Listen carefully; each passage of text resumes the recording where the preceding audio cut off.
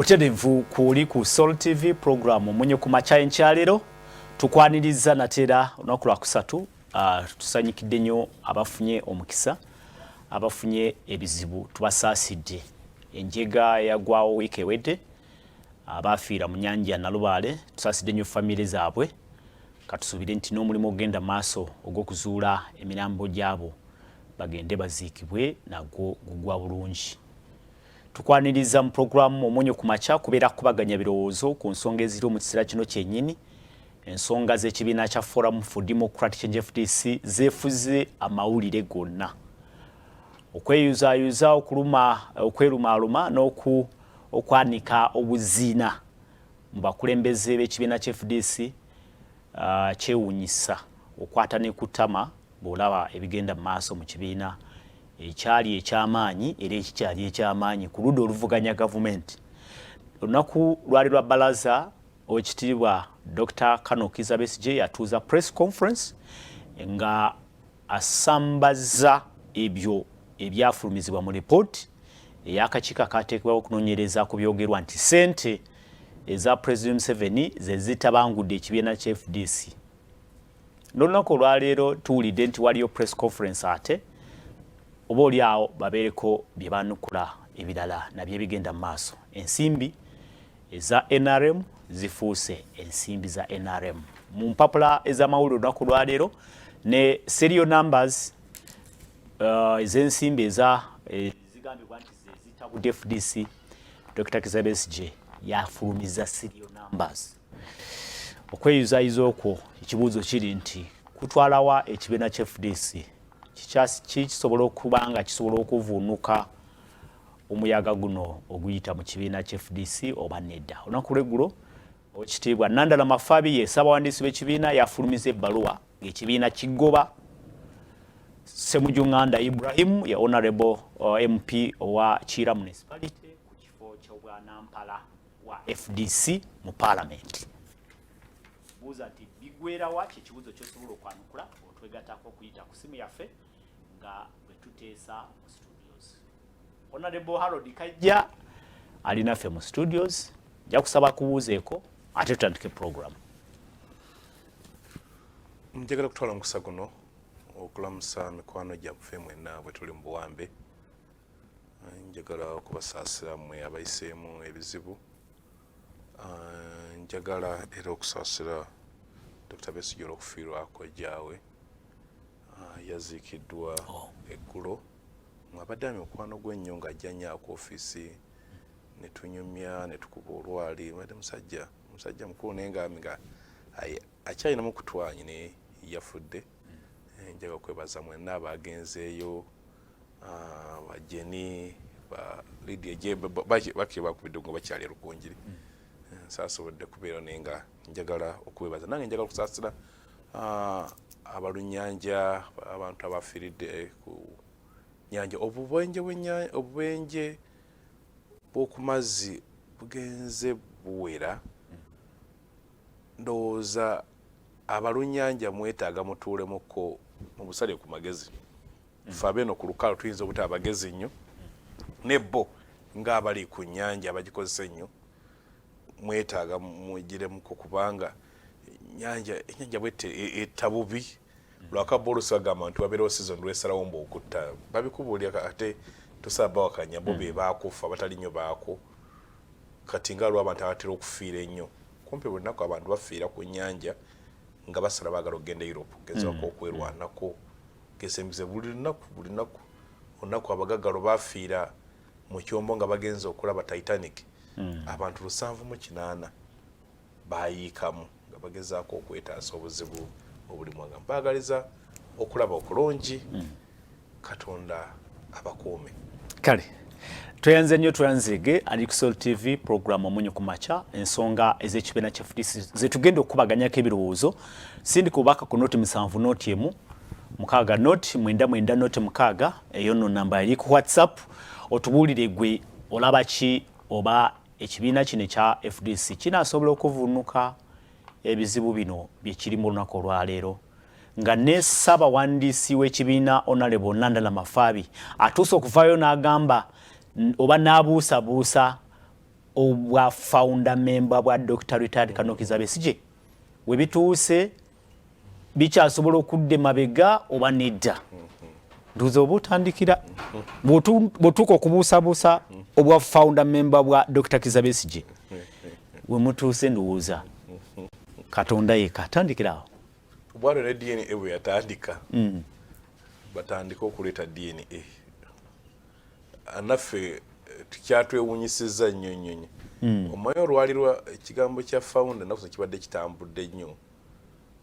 nga lwantu gwe toli founder waliwo abapya waladaga nti balukwago bapya basemuji bapya muli bapya kati folusi nga kibala tukubira mbu twali mu youth league kati fenga ba founder nesitegera mbu ne Dr. Kigenda mulira mu kugamba nti si founder ekyo kyewuunyisa twayinanga omwizi gwe nasomanga naye sijja kwogera linye kati musajja mukulu betwanga lupapula lw'ebyafaayo nga ye byaze nabyo mu mutwe nga byaddamu regardless of what the question demands. Nga bitufu bitufu ku question enda sikwene kusikubuza ekiriwo kati omusomesa gwe twaliwo ndooza yalinga omayolo omuntu nga yatamira ebyafaayo nga bwasanga ebitufu abikola agolula ne mugamba we eyendowooza bwe nakutambuliramu n'ogenda okutuula ebibuuzo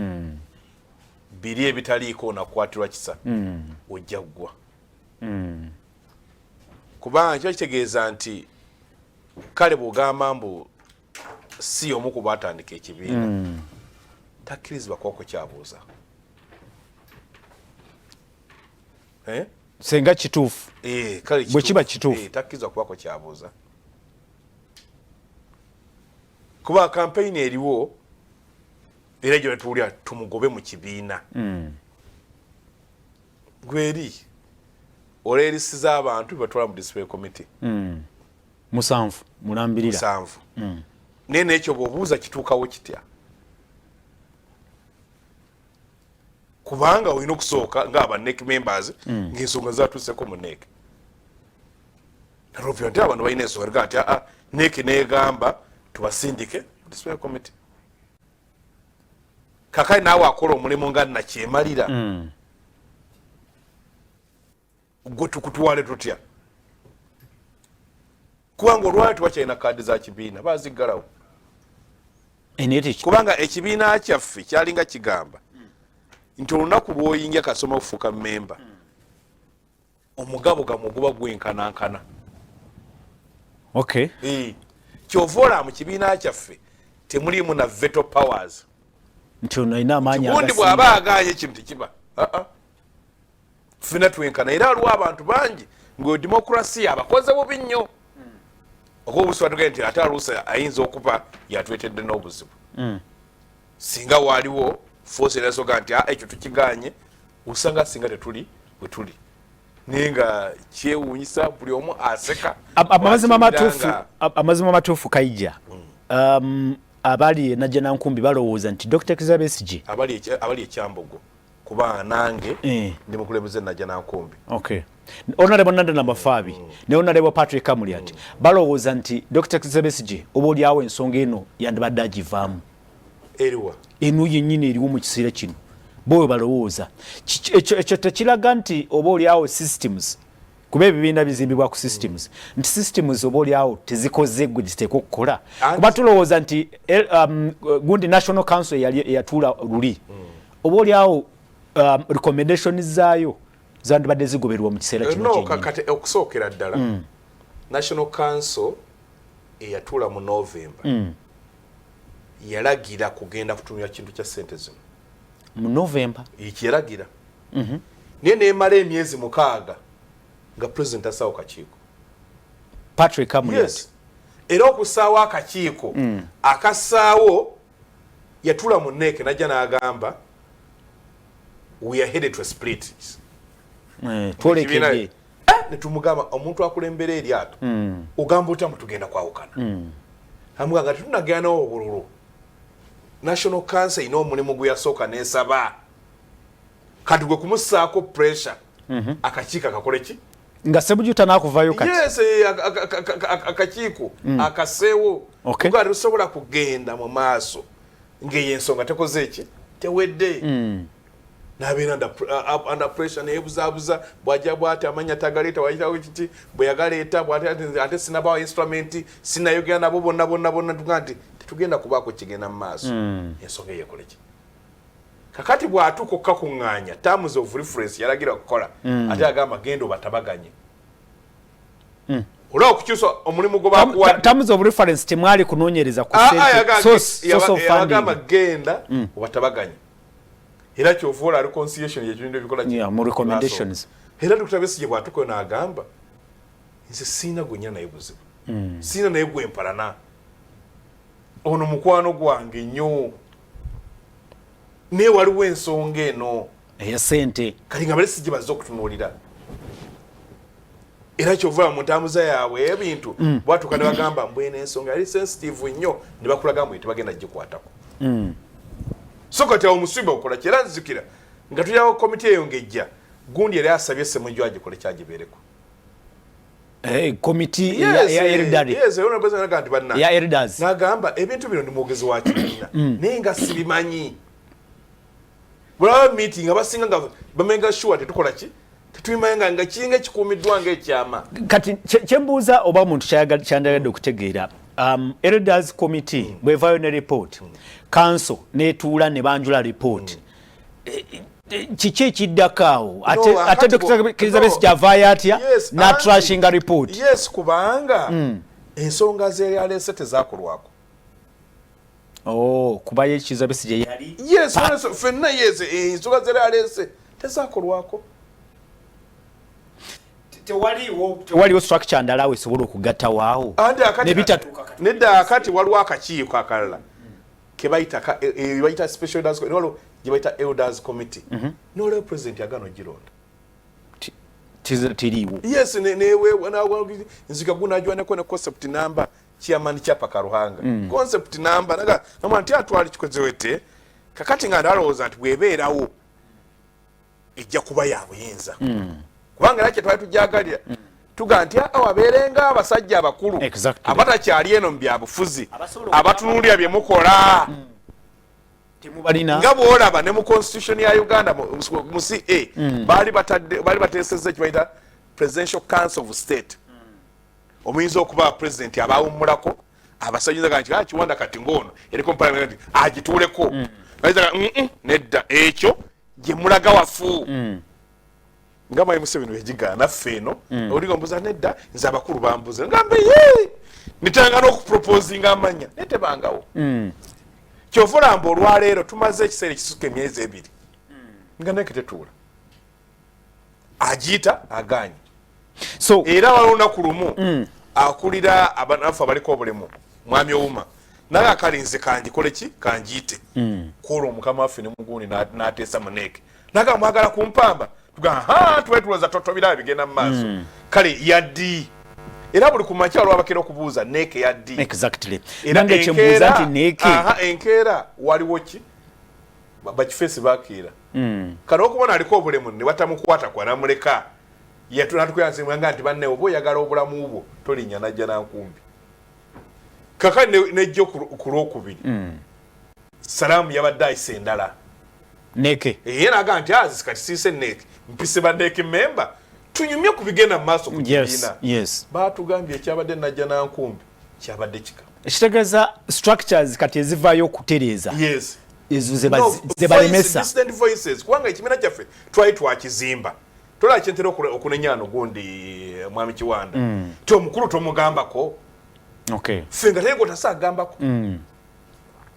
kati omukulu mu incident eno gwoyogerako ye president yali president ye party president nenandala nobagamba nensonga ento gikubaganyeko ebirowoozo bafuuse bannantagambwako kubanga luli nga nogenda mu national council nga neeke esooka netuula ku luno twagenda mu national council nga neeke tekoze eki ketetudde era tubannange neeke yaggi national council ejja teriki kakainooza agenda okulaba nga ayinamu abantu be yalonda era nakimuge nti sirabangako nakyemaliranga gwe Patrick kubanga bokwata bano buguyagale obagobe nembo basinga gundi mu disciplinary committee kakado basinga mu disciplinary committee atembo ogenda bali placinga bwe banatuka emisango ne bagisinga kaberega ekiganga kyo badde ogenderera mbojjo bana abasoka kugamba ko nti osigaze kakati ojjotekemu abalaba ku benduulu Chiche kisobola okolebwa mu kiseera kino gwe ngali mu structures atamanyi constitution semateeka w'ekibiina chiche kisobola okolebwa okutaasa FDC waliwo discussion gitwalina wano gineebalizako mwami Kiwanda mwami Kiwanda gye akantu ng'akootinga mukama we okubaga bwe namwe bababbye si baatubbye yali badaga abaloya b'ekibiina nti bwe muzuula nti baatubbye tugende yagamba bwe naaba ababbye mugende mu kooti ye takikola ki takirimu kakati mu bitundu byonna edda bitundu ebirala nti ya district ebera ku bagagga mu kitundu bagagga besa nawe mu mweyisa ya district yabera nkuba na ddiini amaka gaba na ddiini nga nawe oyagala omwana wo wababeera ya district yabera ku maka ga musomesa teacher oyisiza ati era nzijukira mu kitabo kya Mandela kibayita the long walk to freedom ayina omuwala gwe yali akwana omuwala ono nga muwala Reverend kakati omuwala n'agambako muganda we n'agamba kati muyite tulabe empisa ze ne bayita Mandela ku lanchi awaka musajja wange bw'atuuka awaka n'amussa ku dining ewaabwe teyamanyira dining erikoze fooko eriko n'amasomo n'amagundi gonna byonna byolina okukozesa kuki kulya baleese enkoko genda okulaba bali ku speed bwatuka bwabaza ng'omugezigezi agezaho okubaza bwe yakwata ku nkoko bwat ng'agisimbye efuuko n'egundi n'emubuukira ojewe nga bwe bupo ng'ayinayinayinayize kwegamba yatunulira mukulu w'omuwala ng'alinga amuga saakugambye molofezoga sage ono wakyalo ega relationship awo yakola ki oyakoma ekibiina kye twali badde tulabirako standards yali badde NRM kubanga yeyina ki oba oyagala obugagga olabira ku mugagga oba oyagala obuyivu olabira kuki ku muyivu era byakola baabasiraamu bagamba nti mb'okuliraana omuntu omugezi oluusi kusinga n'okusaala okuliraana omuntu omugezi nga kyagaa nti weeriraanye abaki era ekyo n'omugezi ajja kutwala osaale bw'omulata nasaba mani obulako obudde tebunatuuka olaba batuuka n'ogamba n'okuliraana ekijja ky'omugagga nga nakyo kyamaanyi so NRM tebawadde example tewadde example giwaliise ennungi kati byekoze weesanga n'abalala kati babikola balowooza mbu yeeyo y'engeri gy'oyinza okukwata obuyinza n'obusigaza kubanga ojja olabe bw'ogenda mu UPC abaliyo batugamye bannaabo ogenda mu gundi ki nti bwaliwo ogenda okulaba nti buli akutte alowooza kituufu katwala Kiwanda ono n'omufuula chairman w'enaali oyinza okwesanga mwami Museveni byakoze ayinza bayita natawaana mayi olusi nga naye si mukwagala kubanga ye example ya chairman bwakola ki so NRM bawadde example embi ate kibi kyekoze obubi nti neyagana okujja exportinga nembibiina ebirala okujja okuga nti tokkiriza batukutebanga nje togenda okula omuntu gomwanyumyangane kati ngaze newunya gunda ni poa nera muganga oli president wo antu abantu usako poa na mikwano gye poa era juzi namuganga nti nzondiddemu olukwe really namuganga nti nzondiddemu olukwe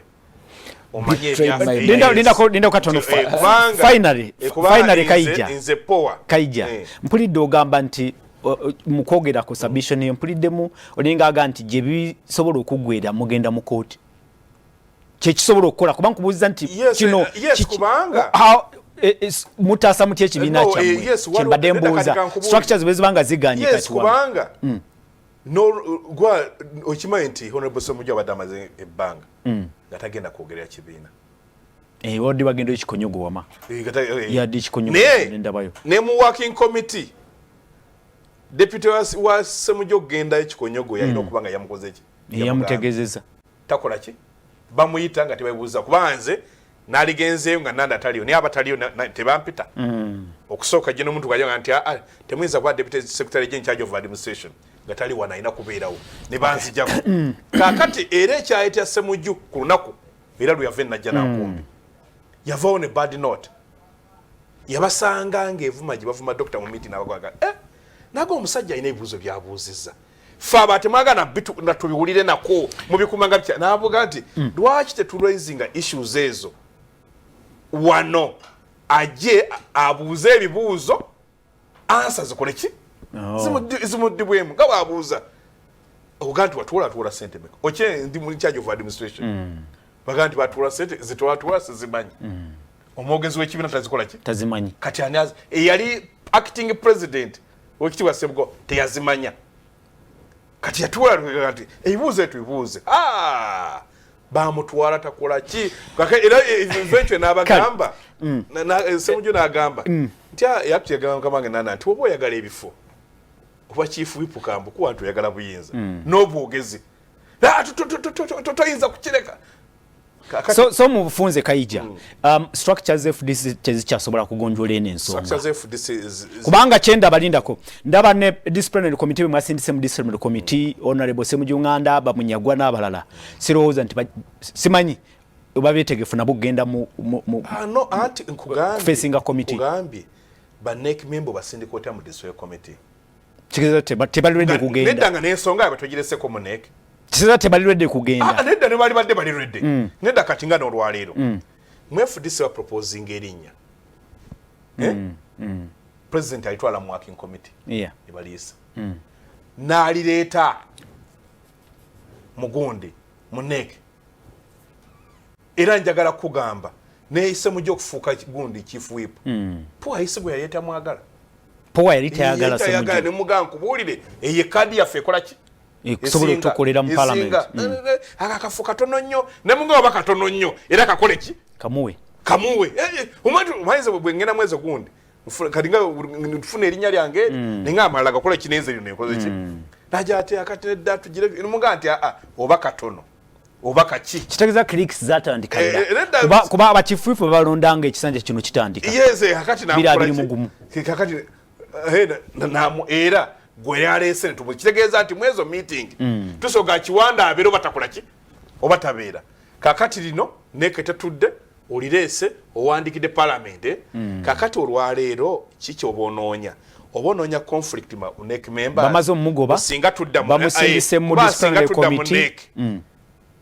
nitugamba mbweyo appointment tugisazizaamu ene ya Nsibambi Yusufu kikyo oba omuleetedde okuwola naki banne kuba kati akuteeka mu mbeera Museveni gyatera okukola n'aspendinga ssente n'ajja mu parliament okubasaba okuziisa kiriza tufune honorable Godfrey Kiwanda Sube atulaba ku Soul TV program omunyo ku macha agangeze tusima Apollo honorable Godfrey ojja kubuuza abatulaba naye nja kusaba ogende buterevu otubuulire honorable KAIJA agambye nti NRM namwe munenyezebwa nti temwaba wa example nungi ng'ekibiina kiri mu buyinza ebikolebwa mu NRM kumpi kati bituuse okulabikira ne mu FDC n'ebibiina byonna ekusooka mbalamusiza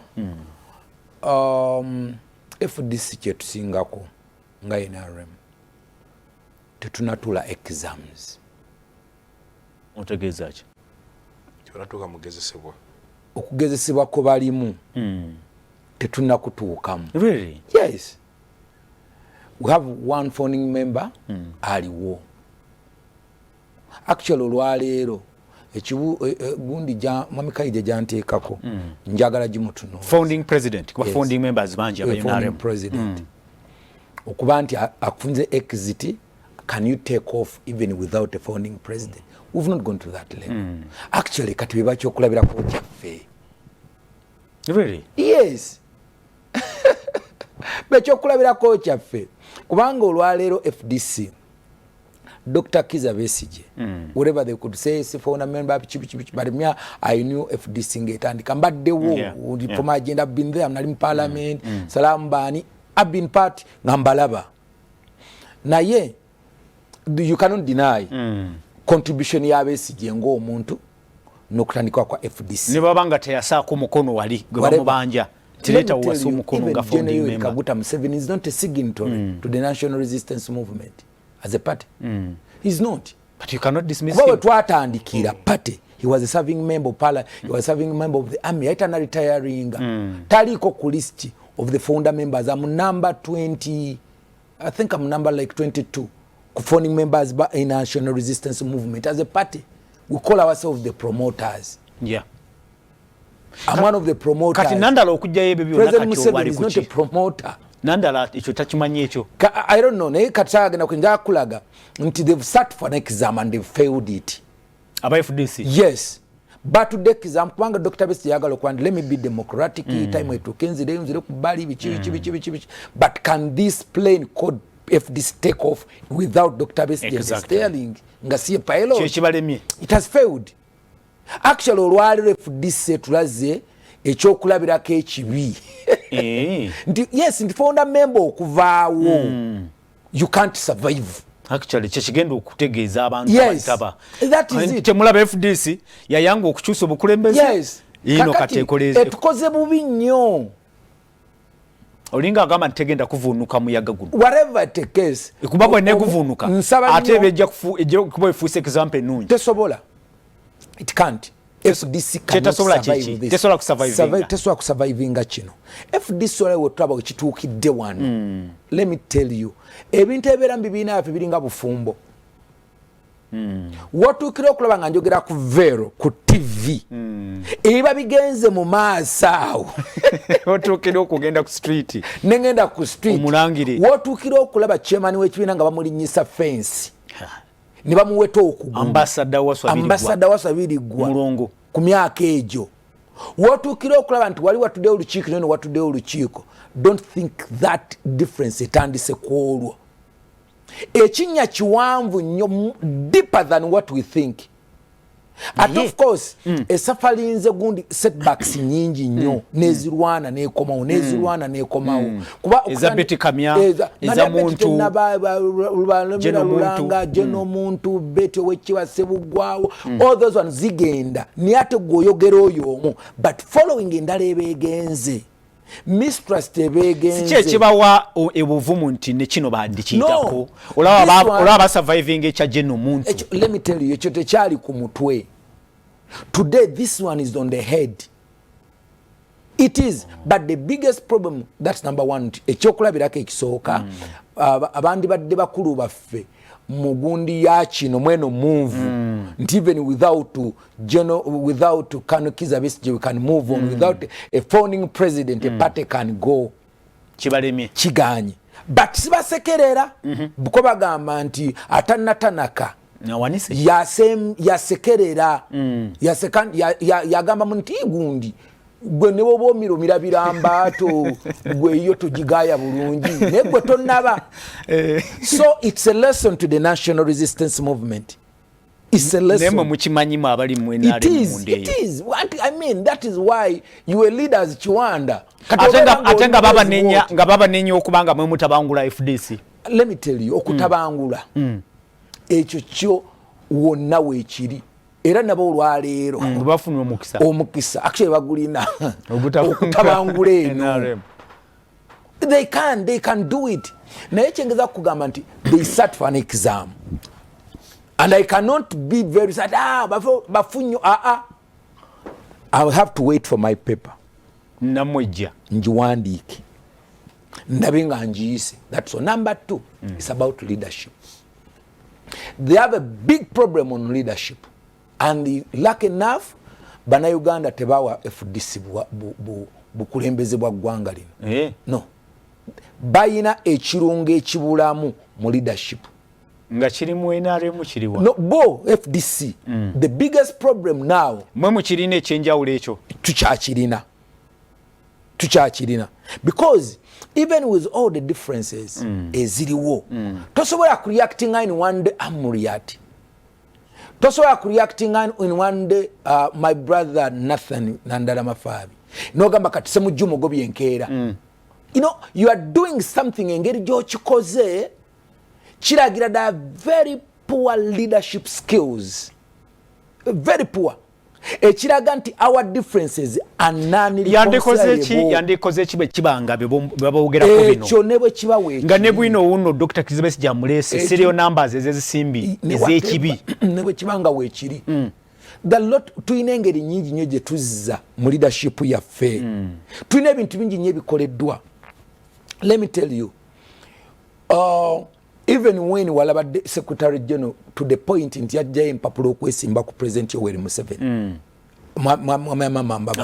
but there was no time gye walaba that era twayogera nga tugamba president ekyo kyatuukirawo twali tugambe president emirundi mingi bazakoze kino bazakoze the president to tell us no, not my brother mama, not I shall talk to him, I shall talk. One day president yajja ne meeting natugamba no, mama is okay.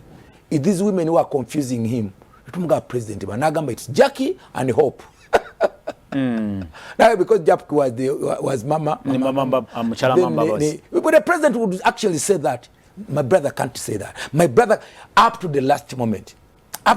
Nobody can expect today. Kirungo cheche chenja kyogambye. Anti kye nkugamba. NRM cherina FDC chetalina. Olwaleero. But when bamugobye ddi until when mama yajja ne munambole yajja nambole oba Secretary General of course bwagwako ekisanja tugenda nti tugenda kuddamu kati olwa confusion eno tugenda kwa tukyusa we amended our constitution after learning from the mistakes.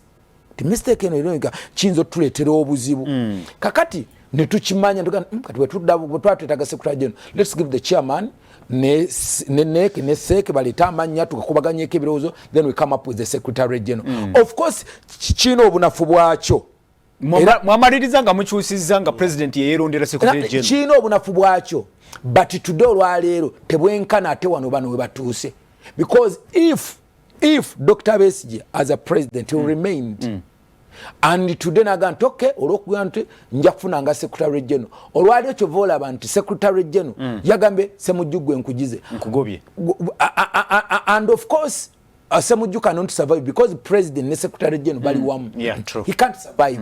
He can't survive that. That's why kuchiga. Nechenga ko government even with that they are misusing their powers to the point okutuka kuleveyo.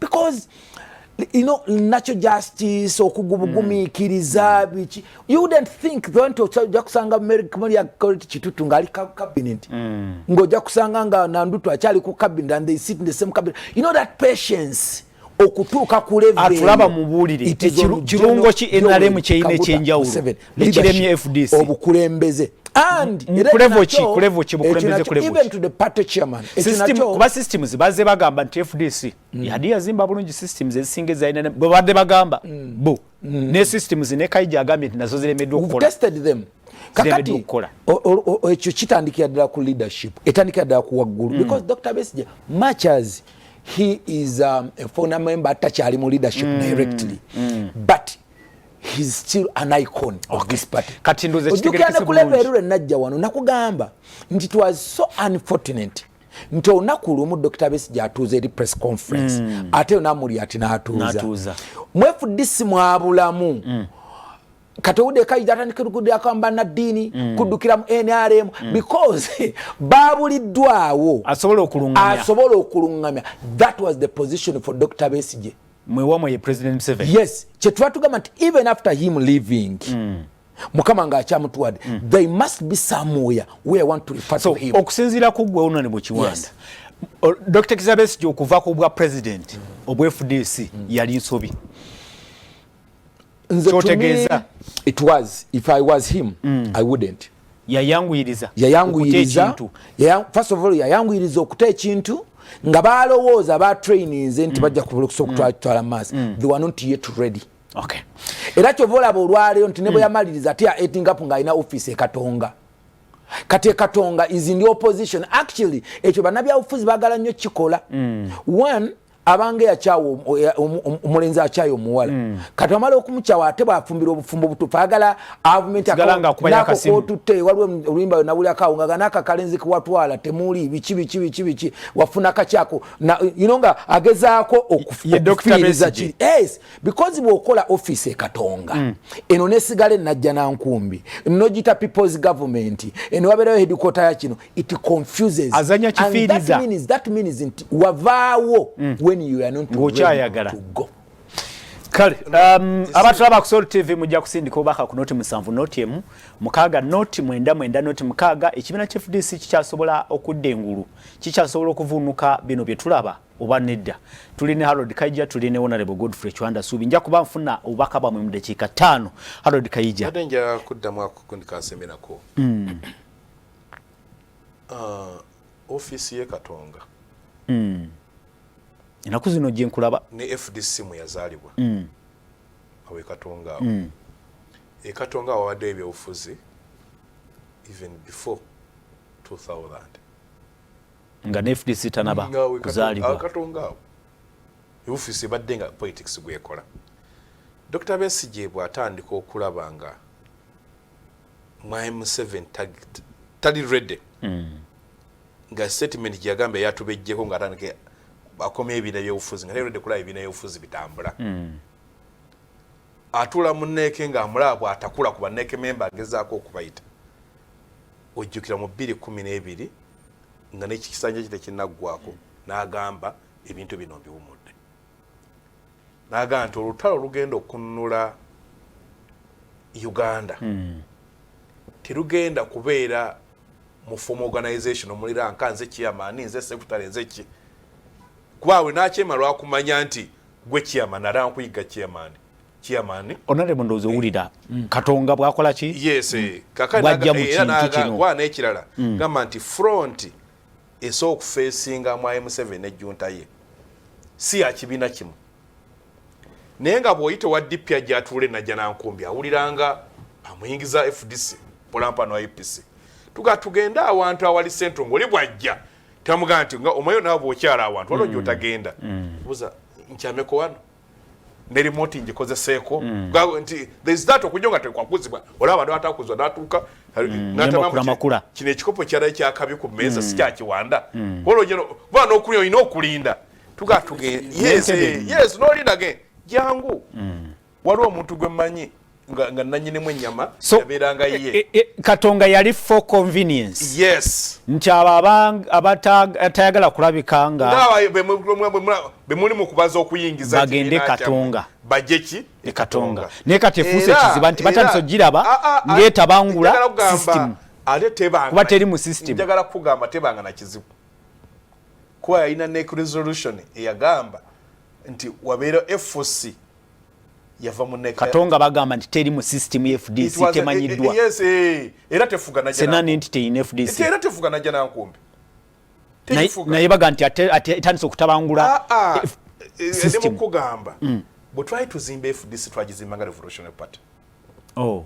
yes but twagizimba era ekyo volaba FDC yayigiriza n'abantu abasawo ne beekalakasa kati babatadde ku ki bayintani baba deploy eneyigiza abantu nti abudwolemera ku kintu ekifuna nzijukira graduated tax yes byonna bibyozola abantu amasanyalaze galiko tugenda gaba mu nnaku 2 simanye eno tebatuwa gundi isima ono gundi atufukidde ekizibu so FDC ekyo kakati najja nankumbi ne kibanga ekifeezinga utu so najja nankumbi ina kyegase ku FDC oba Katonga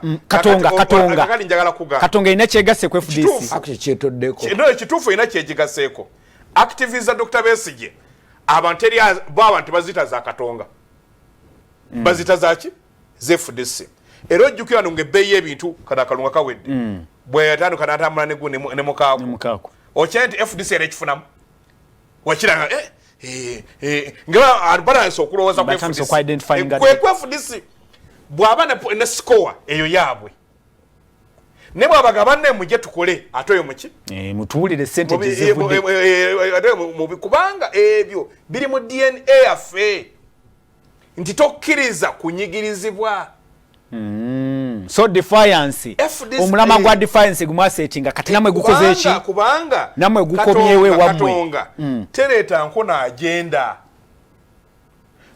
yenajana nkumbi katonga jeteka mu nkola yes ekolebwa pale president na secretary general ne bagira mu gikubaganyako ebirowoozo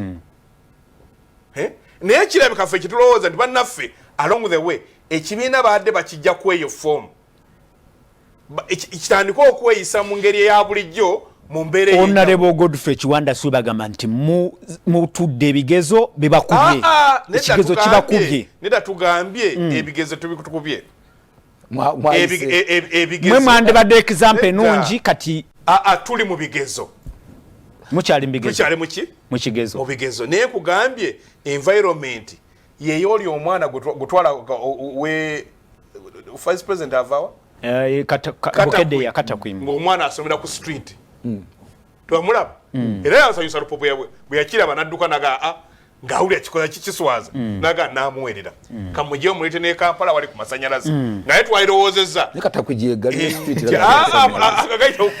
gatuuke mu mayumba g'abantu bw'olaba omwana saagalabira waabwe nga kwegali omanya kalina ekizibu so n'olwekyo tetufe tetunnagwa kibuuzo tugamba nti waliwo ono abba ebitabo by'abayizi mulimu ekirungi ekigenda okuva mu bino ebigenda mu maaso oba I think with the time kyova kyetugezaako okukola nogamba naffe mubanga mazima mulike ettaka nziro muddeko ebbali ekyo kya bugunjufu mugoba bali mu office sikugoba ako sikugoba ekyo tukigamba gwe tukulagira kubawo bakozesa teeka era eryagobye ekigundi semuju lyadde etteeka semateeka era yakulira IMF aba ali ku nnyonyi omwana n'aleekanaga nti ankutteko swascan ye yaleekulira n'okulya kunaga nti ekifaananyi ekyakulira IMF tekisaana kulabika kiti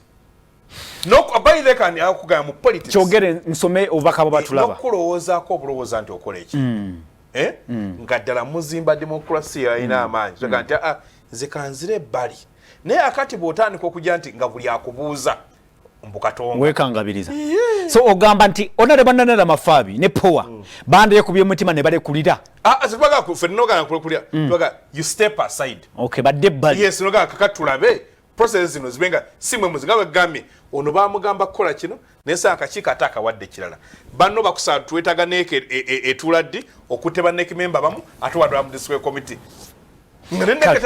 katuno bakawa tulaba ku Salt TV program omunyo kumacha Morning Salt TV. I think Mr. Besigye is the cause. That's why he formed another party through though is among those who started FDC party. I am John Posco from Busabala. There is no other party in front. Flaunt. Mami omukulu tombuza. Flaunt. Kasita FDC eyagala kujja mbuyinza. Flaunt eyagala kujja mbuyinza. That's all the Flaunt is an opposition of the other. No. Really? Yes, yeah. Power. Ata supplementing. Bagamba nti activism kuchi activism njagala nakubulira nga bwe nkugambye abantu atuleka tunga sibe FDC bokka anti kyenkugamba so kiba nansonga and that way they make it worse. It even singa President Museveni atandika okutuula yekka. Let me tell you, President Museveni aganti atandise nga bw'agiina ekyambogo. Kanatandika okutuula ekyambogo yekka nga bw'agira nga bwe tunoonye no nga already wali eno flag bearer Kiwanda bamuteese no flag bearer tuli kyaddondo yaali eri bw'agira naye nga naye kigendeere waki n'olwaleero muyinayo anatuwadde gyali front endala eyajjajja tova ku main naye kyalina candidate y'omu naye singa era ebyo byono n'ebibiina byaffe KAIJA olina okikkiriza katufuna obubaka foundi member bwera nga muvaawo temuvaayo mulekayo okugulu mukola era naffe nze naggambe KAIJA nsikuseka bati nze nange nina kigezo kyange ekigezo ekijja kiri awo maaso kijja katufuna obubaka batulaba n'abatuuliza FDC stop scapegoating accept that FDC is now bigambo sibyange a DMC like UPC, DP and CP, it is irreparable. I can't deliver you to your desired dreams and destination. It can't deliver you to desired dreams and destination. Don't waste time like Dr. Lume Bayiga. Form a new party, give it a new face, and it will favorably compete. Leave Nandala and company. We are waiting for them in general campaigns. They will vote themselves. Remember, you are staggering, gave birth to NUP. Style up. You are as good as a baby suckling the dead body of its mother.